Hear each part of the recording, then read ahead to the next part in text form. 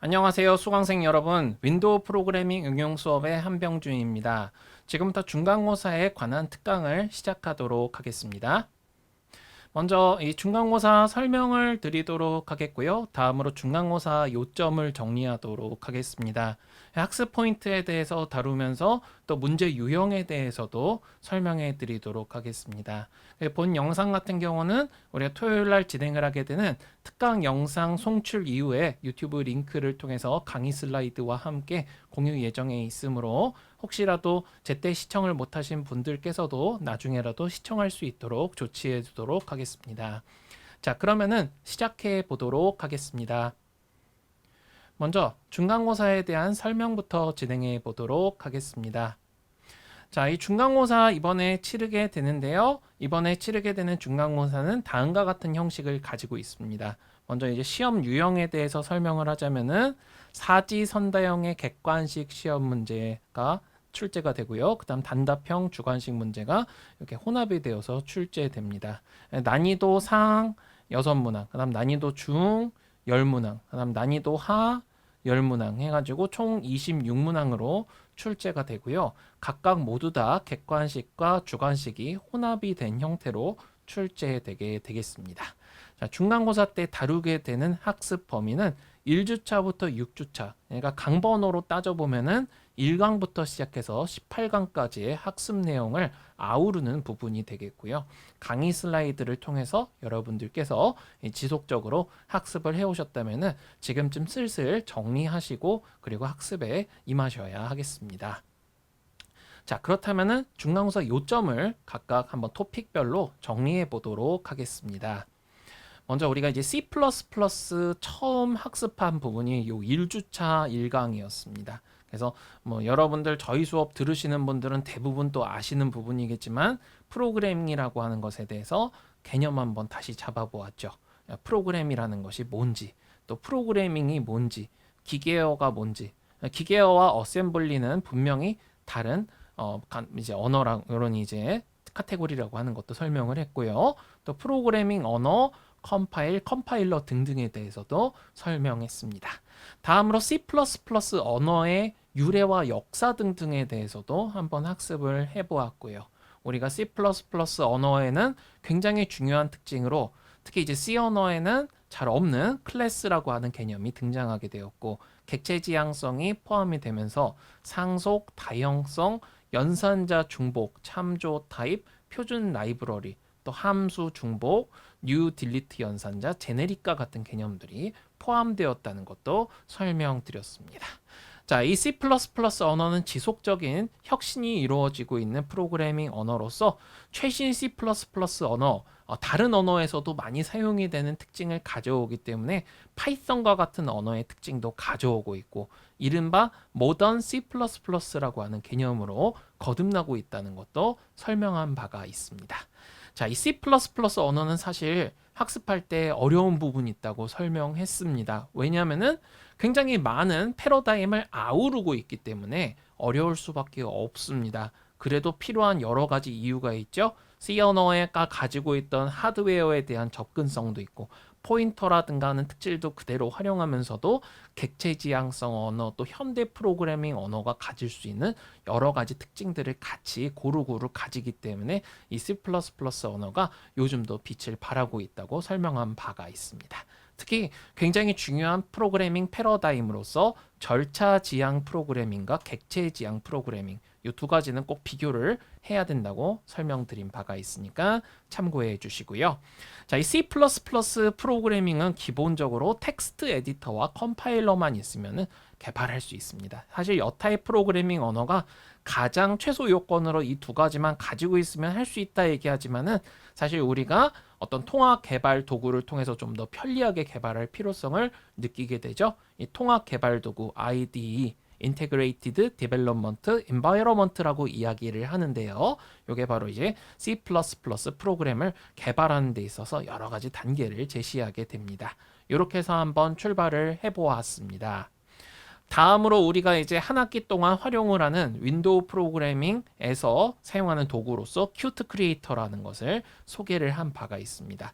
요거는 또 나중에 중간고사 끝나고 또 기말고사 때 한 번 더 서영진 교수님 특강에서도 이렇게 소개를 하게 될 텐데요. 이 큐트라고 하는 프레임워크가 무엇인지, 우리가 이제 다른 예를 들면 자바와 같은 프로그래밍 언어처럼 C++ 언어도 이렇게 한 번 쓰고 어디서나 컴파일해서 사용할 수가 있는 그런 프레임워크가 있으면 좋겠다 해가지고 나타나게 된 것이 바로 이것 되겠죠.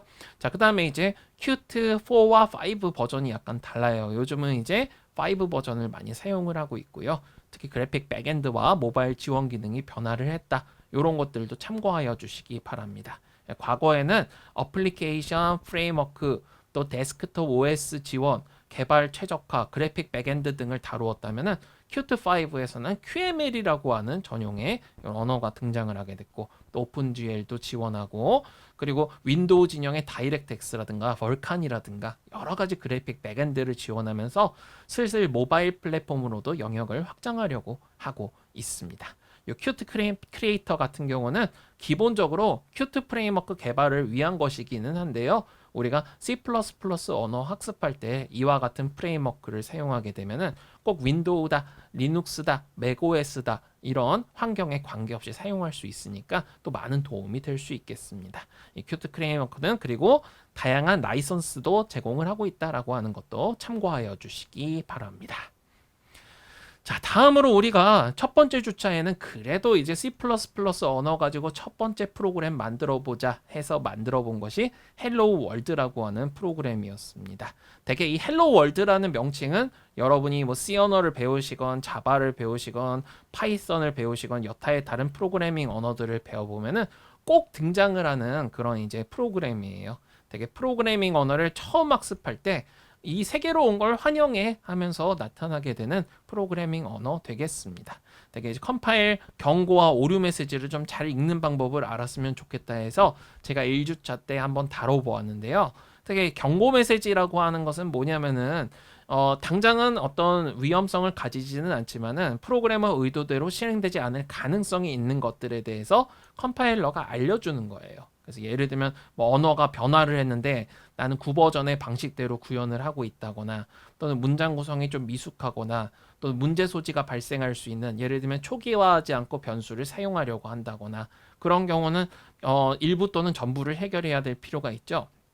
그런데 오류 메시지 같은 경우는 반드시 해결을 해야만 합니다. 그래서 이 해결을 하지 않으면은 그 다음에 이제 컴파일 후에 링킹 과정을 거칠 수가 없게 되기 때문에 프로그램 실행과 생성에 있어서 심각한 문제의 가능성이 있을 때 이런 오류 메시지가 발생하게 된다는 것도 설명했습니다. 구체적으로는 문법 오류 같은 거, 예를 선언을 하지 않고 변수를 사용한다거나, 구문 분석과 관련된 오류가 발생을 한다거나, 또 각각의 이 오브젝트 목적 파일들을 컴파일하고 연결하려고 하는 과정에서 발생하는 내부 컴파일 오류, 또 세그멘테이션 오류 등등 이런 것들은 반드시 전부 해결을 해야 된다고 하는 것도 설명한 바가 있으니까 다시 한번 잘 정리를 부탁드리겠습니다.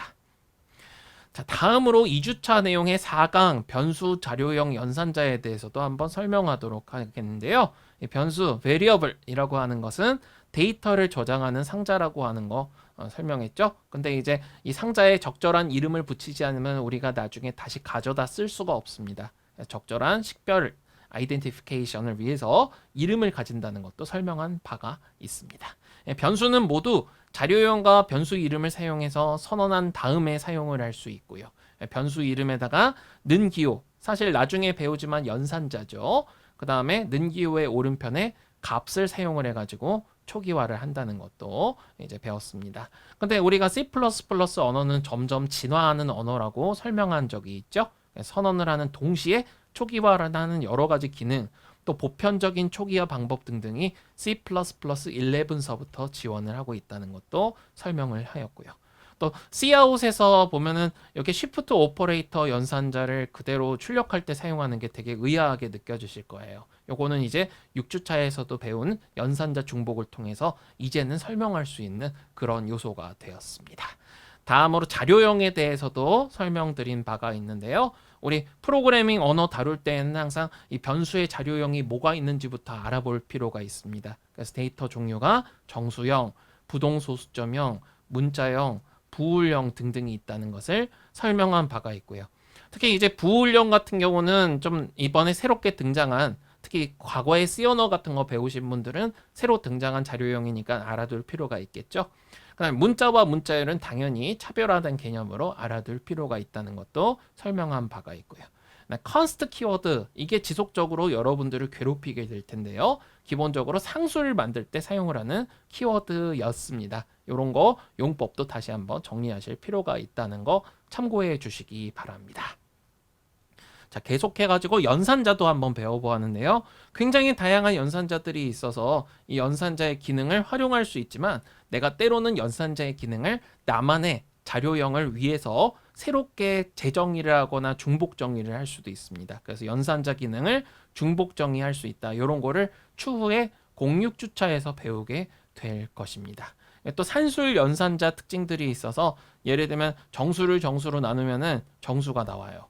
예를 들면 타 프로그래밍 언어, 예를 들면 파이썬 배우신 분들은 정수를 정수로 나눠도 실수가 나오니까 이런 부분들은 헷갈릴 수 있겠죠. 조심해 주시기 바라고, 나머지 연산자는 퍼센트라고 하는 연산자가 있었으니까 또 한번 다시 한번 정리해 주시고, 또 전치 연산자와 후치 연산자가 각각 존재를 하는 플러스 플러스 마이너스 마이너스 연산자가 있어서 일식 증가를 시키거나 일식 감소를 시키는 작업도 가능하다는 것을 알게 되었습니다.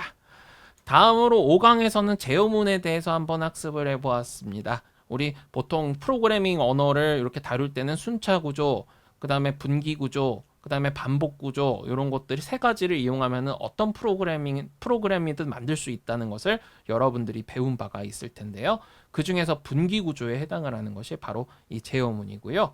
이 C++ 언어 같은 경우는 크게 세 가지, if, else문, 물론 else if도 중간에 포함될 수 있습니다. 그 다음에 while문, 그 다음에 for문. 근데 while문의 파생으로는 또 do while이라고 하는 게 있으니까, 그래서 크게 이렇게 세 가지 카테고리를 다시 한번 정리하시면 또 굉장히 큰 도움이 되지 않을까 싶습니다.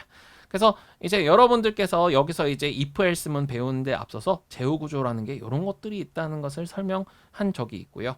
if else문 같은 경우는 조건식을 구성할 필요가 있어요. 조건식을 구성할 때 식을 구성하는 연산자, 관계 연산자와 논리 연산자를 고루고루 사용을 하면서 우리가 실세계에서 만날 수 있는 명제들을 또 이렇게 수식으로 구성할 수 있겠습니다. 관계 연산자라고 하는 것은 뭐와 뭐를 비교했을 때 어느 쪽이 더 크다, 작다, 같다, 다르다, 이런 것들을 수행을 하게 되는 거고요. 참이나 거짓의 결과가 나타난다는 거 참고해 주시기 바라고요. 논리 연산자 같은 경우는 앰퍼센드, 버티컬 바, 그 다음에 느낌표 연산자 등등이 있는데 각각 and, 그 다음에 or, 그 다음에 난 연산자죠. 이런 것들도 다시 한번 잘 정리를 부탁드리겠습니다. if else문 형식은 여러분들 이미 알고 계시겠지만 if하고 조건식 써주고 이 조건식이 바로 관계연산자, 논리연산자들로 구성될 수 있다는 거 설명한 바가 있죠. 중괄호 이렇게 구성될 수 있고요. 그 다음에 else 해가지고 else도 이렇게 여러 가지 문장들이 있을 수 있어서 조건식이 참일 때는 if문의 안에 있는 중괄호로 들어가고 조건식이 거짓일 때는 else문의 안에 있는 중괄호로 들어간다고 하는 것도 다시 한번 정리를 부탁드립니다. 중첩 if else문이라고 하는 것은 특별히 새로운 형식이 아니라 if문 안에 if문이 있거나 뭐 else문 안에 또 if문이 등장하거나 그런 경우에 나타나게 되는 것들 되겠습니다. 분기가 일어나도 길이 이렇게 나눠졌는데 또 나눠지는 길이 생길 수 있다. 이런 것들을 프로그램 코드로 구현할 때는 어떻게 구현하는지가 바로 여기서 알 수 있는 부분 되겠죠. 스위치문 같은 경우에는 특정한 값에 따라서 이렇게 나누어져 있는 길로 가는 거. 예를 들면 1번 길로 갈 건지 2번 길로 갈 건지 3번 길로 갈 건지 4번 길로 갈 건지 이런 것들을 구성을 할 때 스위치문을 사용한다고 하는 것도 설명했으니까 다시 한번 여러분들 잘 복습을 부탁드리겠습니다. 반복문 굉장히 중요하죠. 우리 while loop랑 do while loop 그다음 for loop를 배워보았습니다. 그래서 세 가지 모두 사용하면 사실 구구단 출력, 종료 감지 프로그램 이런 거 다 구현할 수 있는데 while이나 do while은 조건식에 따라 가지고 조건식이 참인 경우에만 계속 반복하는 구조고요. for loop 같은 경우는 좀 달라요. 전체적인 구조가 어떻게 된다고 배웠죠? for하고 쓴 다음에 초기화를 해주는 초기식, 그 다음에 조건식, 그 다음에 증감식이 있죠. 그 다음에 이 증감식 다음에 중괄호 열고 닫는 곳 사이에 문장이 있어가지고 요거 순서 되게 중요합니다. 항상 초기식이 제일 먼저 실행되고 그 다음에 조건식이 참이라면은 문장으로 들어갑니다. 문장 다 실행한 다음에 증감식이 실행되니까 요런 순서 다시 한번 잘 정리를 부탁드리겠습니다. 그런데 우리가 이런 문장을 실행하다가 중간에 어떤 조건에 부합할 때는 for도 빠져나오고 싶고 while이나 do while도 빠져나오고 싶을 때가 있죠.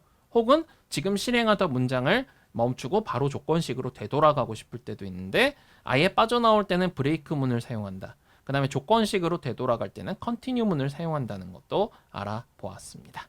그리고 이제 실습도 한번 다뤄보았으니까 이런 코드들 다시 한번 잘 분석해 주시기를 부탁드리겠습니다. 다음으로 함수에 대해서 배워보았는데요. 이 함수, 영어로는 function이라고 이야기하는 것은 특정한 작업을 수행해서 결과를 반환해주는 작업의 단위를 가리키는 용어 되겠습니다. 그래서 이 함수는 작성한 코드를 다시 한번 사용할 수 있는 재사용성을 높여준다. 재활용이라 표현했는데 사실 재사용이라고 하는 게 조금 더 적합한 번역인 것 같아요. 지금 와서 생각해 보니까 어쨌든 뭐 두 가지 같은 맥락이니까 참고해 주시고요.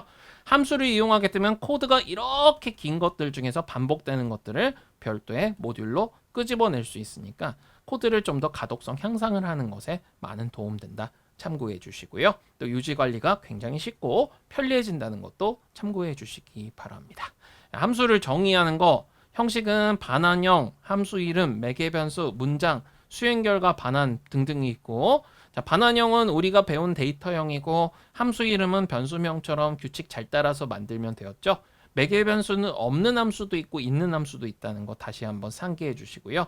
문장들 수행한 다음에 수행 결과 반환할 때는 return이라는 키워드를 쓰는데 수행 결과를 간혹 반환하지 않는 함수도 있을 수 있다는 거, 그런 것도 참고해 주시기 바랍니다.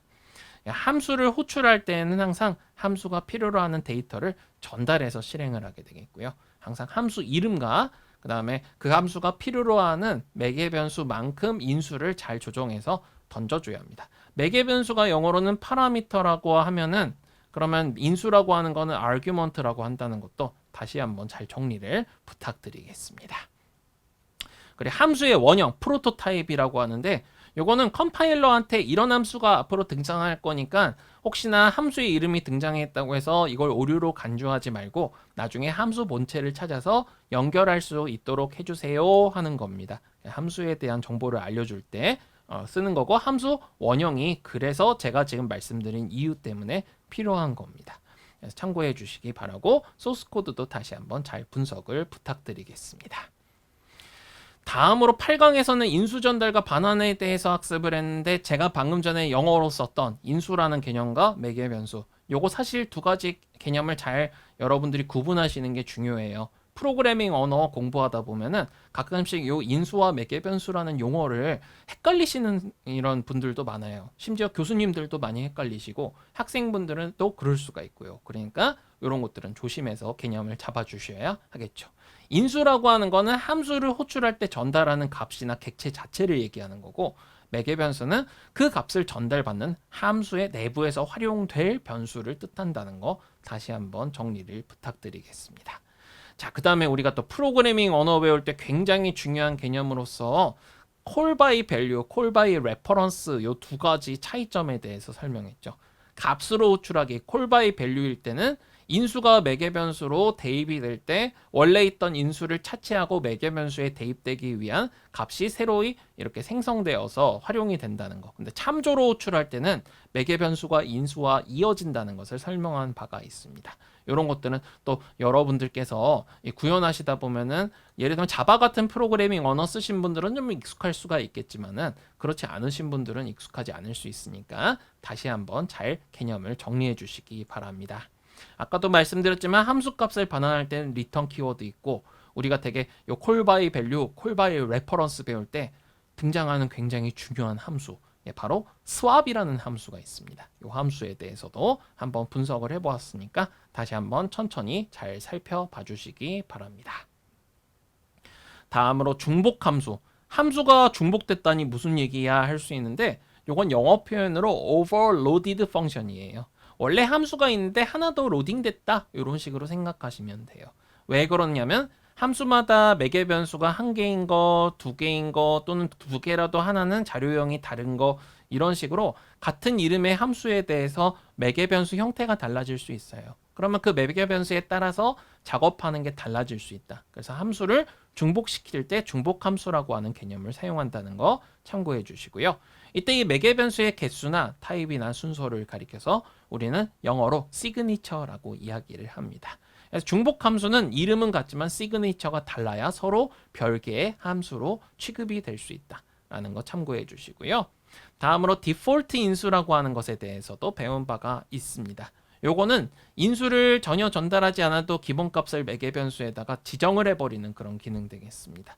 매개 변수에 는 연산자를 이용을 해가지고 만약에 사용자가 아무런 인수를 전달하지 않았을 때에도 매개 변수의 값이 자동으로 할당이 될 수 있도록 해주는 그런 기능 되겠습니다. 역시 다양한 예제를 통해서 우리가 이런 부분을 학습했으니까 다시 정리하실 필요가 있겠죠.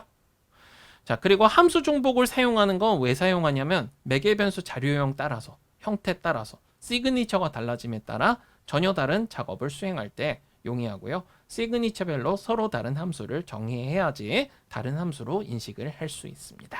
네, 디폴트 인수는 왜 사용하냐면 아까도 말씀드렸지만 매개 변수 중에 일부 값을 전달하는 걸 누락을 할 수 있어요. 고의이든지 아니면 깜빡이든지 간에. 그래서 이런 기본 값에 따라서 아무것도 전달이 안 되었을 때에도 그 함수가 작동할 수 있도록 해주는 그런 역할 되겠습니다. 그래서 함수가 수행하는 작업 간의 공통점이 있을 때 이런 디폴트 인수를 사용하는 것이 유리하고요. 특히 능연산자를 이용해서 기본값을 지정할 때 왼쪽 서부터 지정이 아니라 오른쪽 서부터 지정이에요. 오른쪽 서부터 지정. 저도 지금 촬영하고 있으니까 왼쪽 오른쪽 헷갈려서 오른쪽 서부터 지정. 이런 거 유의해 주시기 바랍니다. 또 작업 간의 공통점이 없을 때는 중복 함수가 유리하다는 것도 참고해 주시고요. 자, 그래서 이런 것들 예제도 한번 알아보았으니까 다시 한번 잘 정리 부탁드리겠습니다. 다음으로 4주차에서 드디어 우리 이제 C++의 하나의 큰 획을 자랑하는 객체 지향성이 등장을 하게 되었습니다. 객체 지향, 영어로는 Object Oriented Programming이라고 이야기를 하는데요. 자, 이것은 소프트웨어를 객체로 구성하는 프로그래밍 개념 방법론 이야기하는 것 되겠습니다. 즉 객체를 먼저 설계를 하고 이 객체들 간의 연관성들을 바탕으로 프로그램 흐름을 짜면은 되지 않을까 해서 나타난 그런 개발의 흐름이 되겠습니다. 주요한 개념으로서 캡슐화, 정보 은닉, 상속, 다형성 등등이 있다는 것도 다시 한번 정리해 주시고요. 정보 은닉이라고 하는 건 구체적인 타입 은닉과 데이터 알고리즘 은닉, 구현 은닉 등등이 있어요. 상속이라고 하는 것은 부모 클래스를 이어받아서 자식 클래스한테 생성을 해주는 거.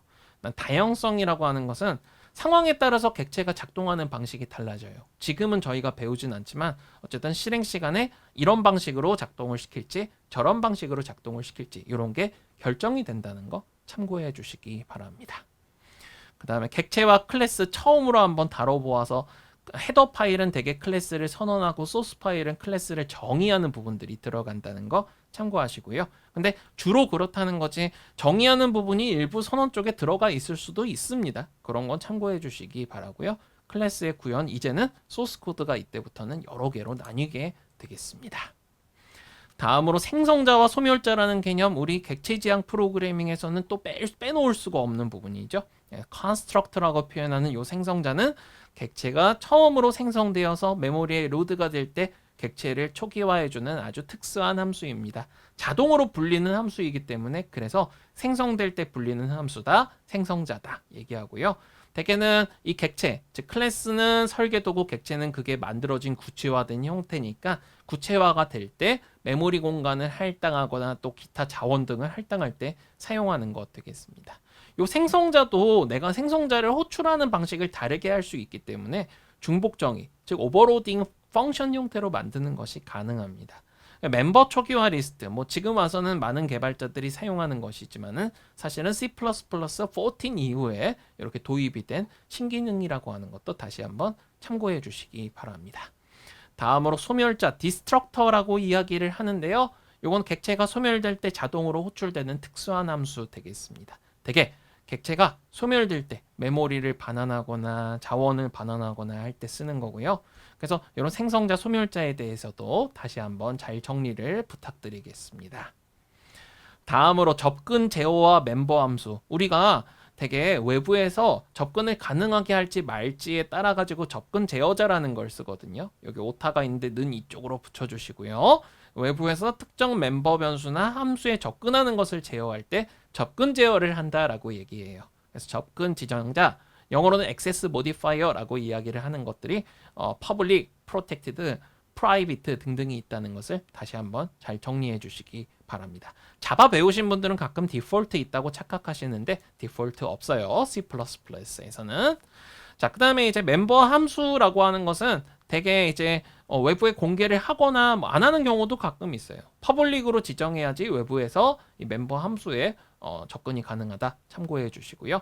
프로텍티드나 프라이빗으로 지정하게 되면은 클래스 상태를 이 멤버 함수 내부에서는 접근 가능하지만 내가 외부에서는 접근이 불가능하니까 외부에서는 관찰할 수가 없는 상태가 됩니다.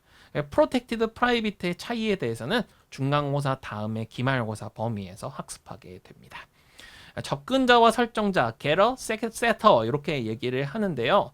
내가 변수가 있어요. 예를 들면 int형 a가 있습니다. 그러면 이런 int형 a 변수에 대해서 직접 값을 쓰거나 읽는 것이 객체지향 프로그래밍에서는 클래스 안에 멤버 변수일 때는 굉장히 금기시되거든요. 그래서 이런 변수에 대해서 안전하게 읽고 쓰는 멤버 함수를 통해서만 접근 가능하게 하는 인터페이스가 필요합니다. 되게 변수가 a일 때는 get a 이런 식으로, 그 다음에 set a 이런 식으로 이렇게 명령을 짓는다는 것도 참고하여 주시기 바랍니다. 다음으로 우리가 또 배열에 대해서 한번 학습을 해보았는데요. 되게 이 배열은 같은 종류의 데이터를 순차적으로 메모리에 저장한다. 예를 들면 인트형을 100개를 저장하고 싶다. 그럴 때 우리가 바로 이 배열이라고 하는 것을 활용한다는 것을 참고해 주시기 바랍니다. 그리고 이 배열은요. 배열 크기 넘어서는 인덱스의 값을 저장해도 일단 문법 오류는 안 생겨요. 근데 실행하는 도중에 예를 들면 운영체제가 위험을 감지해서 강제로 멈춰버리거나 혹은 작동을 하더라도 점차로 내가 구현한 프로그램이 비정상 작동할 수 있으니까 유의할 필요가 있겠습니다. 되게 이 배열이라고 하는 녀석은 초기화를 안 하고 사용하면은 예측할 수 없는 값, 즉 쓰레기 값, 가비지 밸류를 가지게 된다는 거 참고해 주시고요. 범위 기반 for loop라고 하는 것은 다 프로그래밍 언어에도 많이 있는 거죠. 자바에도 있고 C에도 있는 건, 파이썬에도 있는 건데 배열 안에 그냥 모든 값에 대해서 단순 반복을 하고자 할 때 많이 사용을 하는 구문 되겠습니다. 객체 배열은 배열의 약간 다른 형태죠. 데이터형이 뭐 인트형이다, 플로트형이다 이런 단순한 게 아니라 클래스형인 경우 그럴 때 이런 객체 배열을 사용하게 됩니다. 즉 말 그대로 객체가 모여 있는 배열들의 객체들의 모음이다. 일종의 컨테이너라고도 우리는 얘기를 합니다. 멤버 함수에 접근을 할 때는 점연산자를 사용한다는 것도 꼭 잊지 말아주세요. 예를 들어 가지고 A라고 하는 배열의 첫 번째에 있는 어떤 객체에 대해 가지고 어떤 펑션, 함수를 사용하고 싶다. 이런 식으로 점연산자를 사용을 해서 접근한다는 것을 13강에서 배운 바가 있으니까 실습 코드와 같이 복습을 부탁드리겠습니다. 다음으로 포인터입니다. 이제 우리가 중간고사 때 굉장히 중요한 것 중에 하나가 이 포인터 개념인데요. C 언어 학습하신 분들이라면은 정말 진절이 나게 보셨을 부분이에요. C++에도 아쉽게도 있습니다. 그래서 이 포인터라고 하는 거는 메모리를 주소로 참조하기 위한 변수로서 주소값 자체를 저장하는 용도로 사용하게 되겠고요. 이 중에 앰퍼샌드라고 하는 연산자는 주소를 추출해주는 기능이에요. 예를 들면 변수 A가 있는데 A의 주소를 추출하고 싶다. 앰퍼샌드 A 하고 이렇게 추출을 하면 돼요. 그럼 주소값은 어디다가 저장하느냐? 포인터형의 변수에다가 저장하니까 예를 들면 int asterisk pa라고 하는 변수에다가 a의 값을 저장한다. 이런 식으로 구현할 수 있는 거 되겠죠. 그런데 여기 쓴 별은 자료형 int 별, 즉 포인터형 변수 타입이 되는데 근데 그냥 별 연산자를 쓰는 경우도 있어요. 예를 들면 pa라고 하는 변수가 가지고 있는 주소를 따라가 가지고 그 변수의 값을 나는 읽어보고 싶다. 그럴 때는 이렇게 별 pa하고 그 다음에 int형이니까 cout으로 그냥 바로 출력을 할 수 있게 되는 거죠. C코드가 나올 뻔했어요. 어쨌든 이런 식으로 주소를 찾아가서 읽고 쓸 때는 별 연산자 사용하는데 자료용의 별과는 절대 헛갈리지 않도록 유의를 하셔야 되겠습니다. 이 두 개 헛갈리지 않도록 주의해 주시기 바라고요. 그 다음에 널 ptr이라는 키워드가 있어요. 요거 이제 생각보다 모르시는 분들 많은데 잘 정리해 주세요. 시스템에서 오류를 감지하고 또 위험 코드를 방지할 때 사용하는 키워드 되겠습니다. 자, 객체를 동적으로 생성할 때는 동적 메모리 할당이라고 하는 걸 사용하는데 왜 동적이라는 말이 붙었냐면 영어로도 다이나믹이라고 표현을 하는데요. 실행하는 도중에 갑자기 내가 메모리가 필요해서 가져와서 쓰고 싶어. 그때 활용을 하는 게 바로 이 동적 메모리 할당 개념 되겠습니다. 자, 할당 요청을 하는 연산자가 new 연산자입니다. 그다음에 OS가 할당을 해오면은 그럼 주소 값을 받아오니까 그 주소를 포인터 변수에 저장해 뒀다가 열심히 잘 쓴 다음에 OS한테 반납할 때에는 delete 연산자라는 걸 사용한다. 참고해 주시고요. 클래스 내부에서 클래스 자체를 가리키는 포인터가 있습니다. this라고 하는 키워드인데 이것도 잘 알아두세요. 소속되고 있는 객체 자체를 가리킨다는 거 다시 한번 정리해 주시고요. 그다음 15강에서는 포인터의 특수한 용법으로서 스마트 포인터라고 하는 거 다뤘습니다. 사실 C++에서는 이 대단위 개발을 하는 경우가 많기 때문에 포인터 일일이 관리하는 게 어쩌면 피곤하게 느껴질 수 있어요. 객체까지 등장하니까. 그래서 내가 이제 안 쓰게 되면은 자동으로 함수 스코프가 닫힐 때, 즉 중괄호가 닫힐 때 이런 것들을 자동으로 메모리 돌려주고 운영체제한테 돌려줌으로써 메모리 누수 문제, 메모리 리크 프로블럼이 생기지 않도록 하는 거 어떻게 하느냐? 예, include 메모리를 통해 가지고 unique PTR, shared PTR, weak PTR 등등의 다양한 스마트 포인터를 사용하게 되면은 동적 할당 받은 다음에 딱히 돌려주지 않아도 알아서 중괄호 만나면은 즉 unique PTR로 선언한 변수가 파괴되려고 할 때 자동으로 돌려주는 아주 큰 장점이 있습니다. 자, 그 다음에 이 const 포인터 요거는 저희 시험도 시험인데요. 굉장히 중요한 게 뭐냐면은 요게 여러분들 어디 뭐 회사 같은 데 가서 면접 볼 때는 꼭 물어보는 단골 질문이에요. 컨스트 위치에 따라서 기능이 어떻게 다르냐. 일단 컨스트라고 하는 것 자체는 상수로 만든다는 거죠. 컨스트 포인터는 그럼 뭐냐면은 얼핏 보기에는 주소가 상수가 된 거냐 아니면 주소가 가리키고 있는 곳이 상수가 된 거냐 헛갈리게 될 수 있습니다. 그래서 그게 왜 그러냐면 컨스트 위치에 따라 달라져요. 컨스트가 int 에스터리스크 앞에 붙은 경우에는요. 그때는 주소 변경은 가능한데 이 p가 가리키고 있는 값의 변경은 불가능합니다. 컨스트가 int 에스터리스크와 변수명 사이에 붙은 경우가 있겠죠. 이때는 p가 가리키고 있는 주소에 따라가서 값을 바꾸는 건 가능한데 주소 자체를 변경하는 건 불가능하다. 컨스트를 이렇게 두 개를 붙이는 것도 문법상 틀린 게 절대 아닙니다. 값과 주소 모두 다 변경 불가능할 때 참고해 주시고요. 컨스트 멤버 함수라고 해서 함수 끝에다가 갑자기 컨스트라고 붙이는 경우도 있어요. 이건 멤버 변수 변경이 함수 내부에서 금지가 되도록 할 때 사용하는 겁니다. 예를 들면 앞서서 언급했던 getter 같은 경우에 굉장히 많이 사용을 하는 것들 되겠습니다. 다시 한번 잘 정리를 부탁드리겠습니다. 다음으로 복사 생성자, 정적 변수 이런 두 가지 개념이 있습니다. 복사 생성자, 영어로 copy constructor라고 이야기를 하는데요. 자, 내가 int형 a를 선언해서 2를 할당한 다음에 int형 b에다가 a의 값을 복사해서 넣고 싶어요. 그러면 지금 제가 이렇게 펜으로 쓴 것처럼 간단하게 구현할 수 있죠. 자, my 클래스형 a라는 변수가 있고요. 그 다음 my 클래스형 b라는 변수가 있는데 b의 값을 a로 똑같이 초기화해 주고 싶어요. 이때도 int형 값을 전달하듯이 객체도 똑같이 전달이 될까요? 그렇지 않을 수도 있다는 거예요. 왜냐하면 객체 하나가 int형 같은 단순한 자료로만 구성된 게 아니라 배열이 있을 수도 있죠. 그러면 그 배열이 또 고정 크기냐 아니면은 어떤 로직에 의해서 중간에 동적 할당이 된 것이냐에 따라서 달라질 수가 있기 때문에 완전한 복제를 위해서는 복사 생성자라는 것을 개발자가 일일이 구현을 해줘야 될 필요가 있습니다. 즉 객체를 복사해서 객체를 생성하고자 할 때 사용되는 그런 생성자가 따로 필요할 수 있으니까 이런 것도 다시 한번 잘 정리를 해주세요. 여기서부터는 또 이제 상당히 복잡하니까 강의 내용도 다시 한번 참고해 주시기 바라고요. 그래도 기본 복사 생성자는 컴파일러가 자동 생성하지만 아까 전에 얘기했던 것처럼 배열, 또 우리 C++ 언어는 배열과 포인터가 서로 상호 호환되는 특징이 있죠. 그래서 포인터 변수인 경우에는 직접 정의가 필요하다는 것도 다시 한번 정리해 주시고요.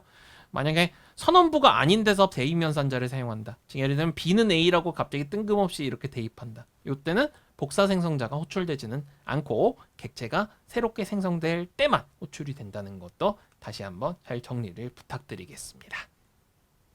그 다음에 이제 정적 변수라고 하는 게 있어서 스태틱 키워드죠. 객체 전체에다가 변수, 멤버 함수를 하나만 생성할 때 사용하는 키워드 되겠고요. 대개는 이제 객체의 생성 개수를 관리할 때 사용합니다. 정적 상수라는 게 있어서 이게 한글로만 적혀 있지만 const static 이렇게 쓰여요. 객체 전체에다가 상수를 딱 하나만 만들어 두고 서로 다 같이 그 상수를 공유하고자 할 때 쓰는 것 되겠습니다. 우리가 온라인 게임 같은 데서 접속자 수 같은 거 유추할 때 어떻게 쓰느냐? 바로 이 정적 변수 같은 걸 써가지고 또 여러분이 디자인 패턴에서 활용하는 싱글톤 패턴 같은 거 활용할 때 많이 쓰입니다. 참고해 주시기 바랍니다. 다음으로 연산자 중복 있습니다. 앞서서도 한번 언급했던 것인데요. 연산자의 의미를 내가 다시 바꿔서 정의할 때 쓰는 거예요. 그러면 보통 뭐 인트형에 대해서 할 수 있느냐? 항상 그런 건 아니고요. 우리가 새롭게 정의한 자료형과 다른 자료형 또는 나의 자료형끼리 조합을 할 때 연산자의 기능을 바꿀 수 있어요.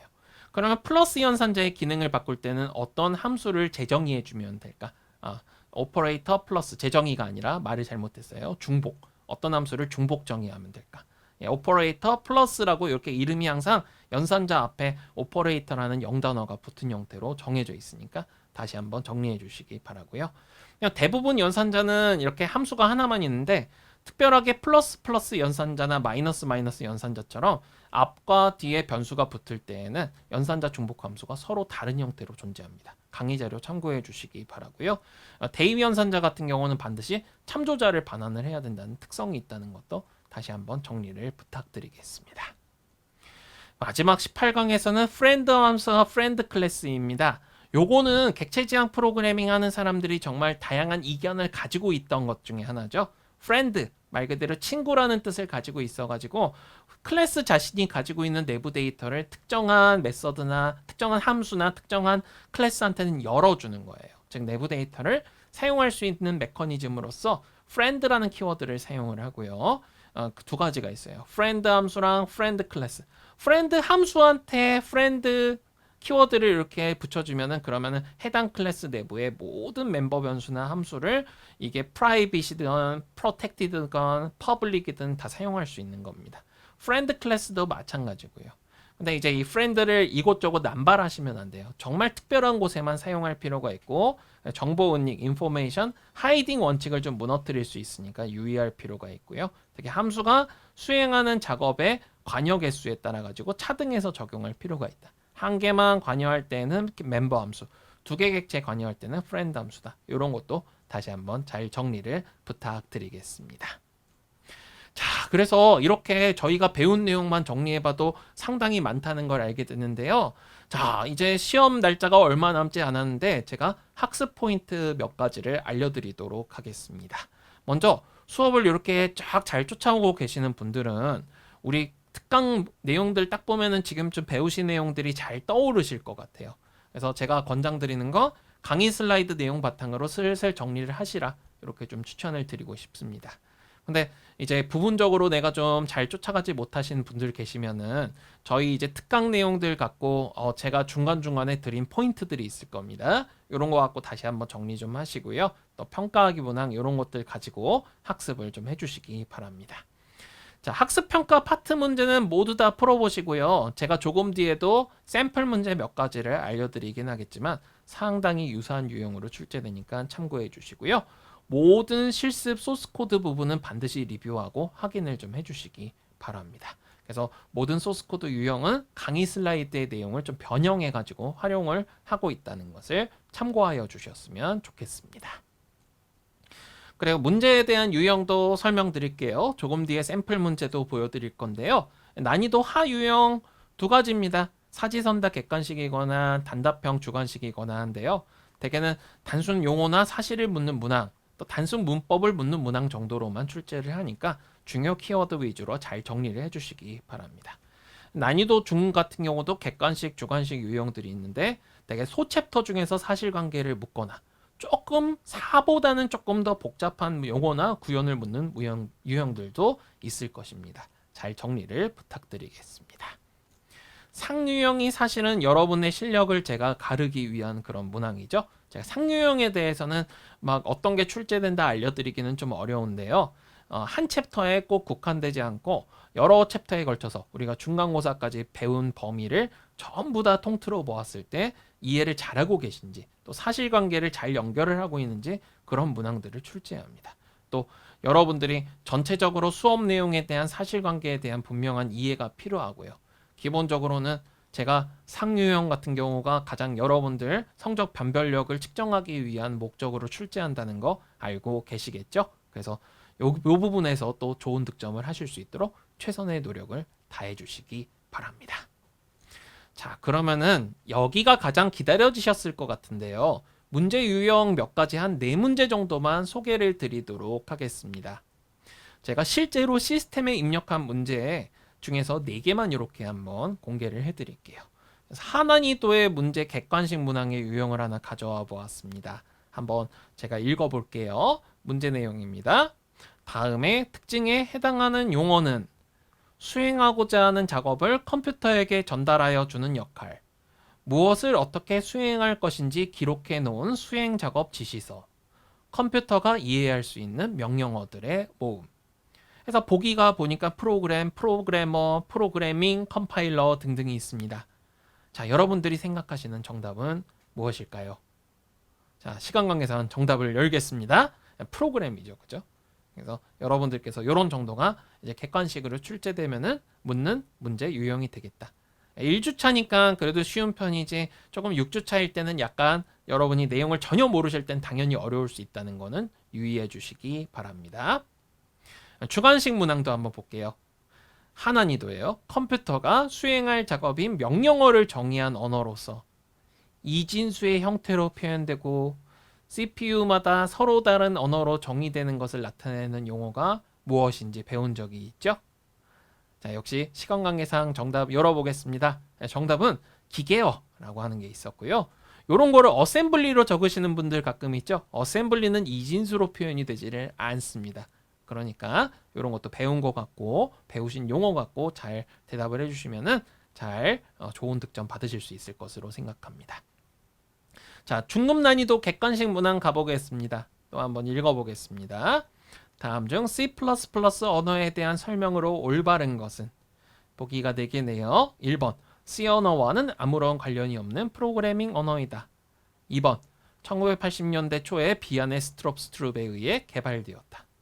3번, 객체 지향 개념은 포함되어 있지 않다. 4번, 더 이상의 진화는 이루어지지 않고 있다. 자, 정답은 무엇일까요? 당연히 2번이죠. 속어법으로도 생각해보면은 우리 C++ 언어는 초창기에 C 언어에 C with class 뭐 이런 식으로 나왔었습니다. 관련이 있어요. 그 다음에 객체 지향이 개념이 있다는 거는 이미 저희 특강을 들으신 분들은 벌써 아실 거고요. 진화는 계속해서 이루어지고 있습니다. C++ 언어도 계속 주도권을 놓지 않으려고 노력하는 프로그래밍 언어 중에 하나예요. 그러니까 속어법으로 생각해 보면은 다소 좀 지엽적일 수 있는데 창시자 이름 알고 있어야 되겠죠. 비안의 스트롭 이런 것들을 또 다시 한번 정리하시는 계기가 되는 문제가 될 것이라 생각합니다. 자, 마지막 주관식 문항도 한번 알아보겠습니다. 함수의 형태를 구분하기 위해서 매개 변수 개수, 타입, 순서 등을 나타내는 용어를 무엇이라고 할까요? 요거는 금방 떠오르지 않으시는 분들도 있을 거라고 생각해요. 왜냐하면 제가 그래도 주관식 문항 좀 고급 용어가 나올 수 있다 했죠. 중간에 특강에서는 분명히 있었습니다. 정답이 무엇일까요? 정답은 시그니처라고 이야기합니다. 그래서 이 시그니처라고 하는 개념을 통해 가지고 여러분들께서 이 매개 변수를 따라 가지고 서로 이제 함수 오버로딩을 한다거나 함수 중복을 한다거나 연산자 중복을 하는 것이 가능하다는 것을 알게 되었으니까 다시 한번 잘 정리 부탁드리겠습니다.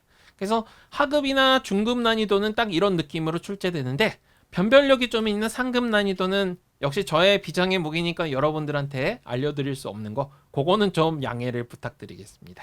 그래서 이런 인포메이션, 정보를 바탕으로 여러분들께서 또 좋은 결과 있으셨으면 좋겠습니다. 자, 그러면 이상으로 이 특강 내용의 해설을 마무리하도록 하겠습니다. 곧 있을 시험에서 저희 윈도우 프로그래밍 응용 수업뿐만 아니라 다른 수업에서도 또 좋은 결과 있으시기를 기원드립니다. 자, 그럼 굉장히 긴 시간 동안 진행을 했는데 시청해 주셔서 감사드리고요. 저는 또 다음 시간에 뵙도록 하겠습니다. 수고하셨습니다.